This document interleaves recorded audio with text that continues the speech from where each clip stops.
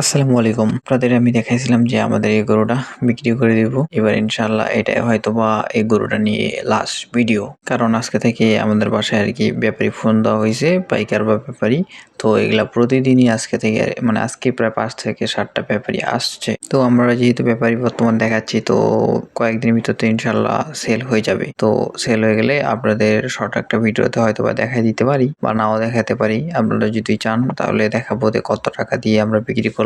যদি চান তাহলে দেখাবো ইনশাআল্লাহ, আর না চাইলে তেমন ভাবে ইচ্ছা নাই দেখানোর। তো যেহেতু আজকে ব্যাপারী আসতেছে, তো এর মাঝে আরকি গরুটাকে গোসল করাই দিলাম। কারণ ফিটফাট থাকলে, শরীরটা পরিষ্কার থাকলে গরুটা অবশ্যই ভালো দেখাবে। আর যদিও প্রতিদিনই তো গোসল করানো হয়। তো আলহামদুলিল্লাহ মোটামুটি গরুটার দাম বলছে ১,৪০,০০০ টাকা। হয়তোবা ভিডিওতে গরুটা অনেকটা ছোট দেখাইতে পারে, কারণ ভিডিও যেহেতু বিষয়টা অন্যরকম। তবে আপনারা আন্দাজ করে নেবেন আমি ৫ ফিট ৬ ইঞ্চি লম্বা, তো আমার প্রায় বুক বরাবর গরুটা উচ্চতা, এবং মোটামুটি আলহামদুলিল্লাহ স্বাস্থ্য ভালোই আছে। তো এই হিসাব করে আপনাদের গ্রাম বাজারে হিসাবে মানে বলবেন অবশ্যই যে এই গরুটার দাম কত হইতে পারে। যদিও আমাদেরকে ১,৪০,০০০ টাকার মতো বলছে, কিন্তু এতে কম বেশি হতে পারে, কারণ আমাদের অঞ্চল আপনাদের অঞ্চলে গরুর চাহিদা এটা স্বাভাবিক খুবই যে কম বেশি হইতেই পারে, কারণ সব ধরনের গরু সব জায়গায় চলে না, এবং বড় ছোট হিসাবে আর কি অনেক জায়গাতে বড় গরু ভালো চলে, অনেক জায়গাতে ছোট গরু ভালো চলে। তো এটা স্বাভাবিক খুবই যে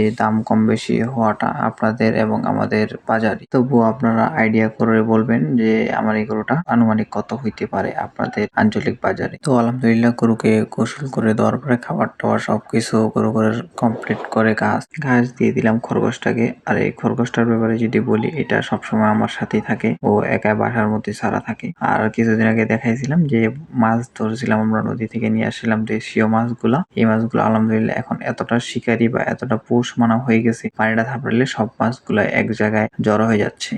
মানে পানিটা যে অল্প অল্প করে মানে নড়াচড়া করি যে জায়গাটাতে, ওই জায়গাটাতে মাছের আর কি সব মাছগুলো ওই জায়গায় চলে আসতেছে আলহামদুলিল্লাহ। তো সবাই ভালো থাকবেন, সুস্থ থাকবেন, সব কিছুর জন্য দোয়া করবেন। তো আজকের ভিডিও এই পর্যন্ত। আসসালামু আলাইকুম।